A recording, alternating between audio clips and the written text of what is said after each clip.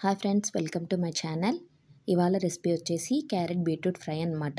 దానికి కావాల్సినవి carrot beetroot ముక్కలు, కొబ్బరి మిక్సీ పట్టి పక్కన పెట్టుకోండి.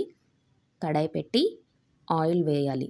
ఆయిల్ వేసిన తర్వాత నెక్స్ట్ ఈ కూరకు కావాల్సింది పోపు: ఆవాలు, జీలకర్ర, కరివేపాకు, ఎండుమిరపకాయలు, వెల్లుల్లిపాయలు. కడాయి పెట్టి ఆయిల్ వేసిన తర్వాత ఆయిల్ కొంచెం మరిగిన తర్వాత ఫస్ట్ వెల్లుల్లిపాయలు వేయాలి. వెల్లుల్లిపాయలు కొంచెం వేగిన తర్వాత మిగతా ఆవాలు, జీలకర్ర, కరివేపాకు, ఎండుమిర్చి ఇవి కూడా వేయండి. వేసిన తర్వాత ఈ పోపు అంతా బాగా వేగాలి. వేగిన తర్వాత బీట్రూట్ అండ్ క్యారెట్ ముక్కలు కట్ చేసి పెట్టుకున్నాం కదా, ఆ ముక్కలు కూడా వేసేసేయండి.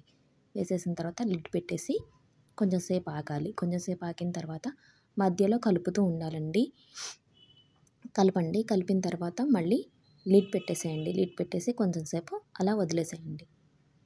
లిడ్ పెట్టేసి కొంచెం సేపు అలా వదిలేసిన తర్వాత కొంచెం సేపటి తర్వాత మళ్ళీ లిడ్ తీసి మూత తీసి మళ్ళీ గరిటెతో కలపండి. కలిపిన తర్వాత ఇప్పుడు మాత్రం ఒకసారి చూసుకోండి, ముక్కని మనం గరిటెతోటి ఇలా అంటే విడిపోవాలి. విడిపోతే అంటే సకానికి అది మగ్గిపోయినట్టు అనమాట, ఉడికిపోయింది. ఉడికిపోయిన తర్వాత కొంచెం మీ టేస్ట్కి సరిపడా కారం, ఉప్పు 2 వేసుకోండి. మీకు వద్దు అనుకుంటే కారం వేసుకోకండి, ఎందుకంటే ఎండుమిర్చి వేసాం కాబట్టి. నేనైతే వేస్తాను. కారం, ఉప్పు వేసుకున్న తర్వాత కూడా కొంచెం సేపు కలిపేసి మళ్ళీ మూత పెట్టేయండి. మూత పెట్టిన తర్వాత మనం మిక్సీ పట్టుకున్న కొబ్బరి ఉంది కదా, అది కూడా వేసేసేయండి. అంతే. దాని తర్వాత నెక్స్ట్ ఒక గిన్నెలోకి ఈ కూర తీసేసుకోవడం అంతే.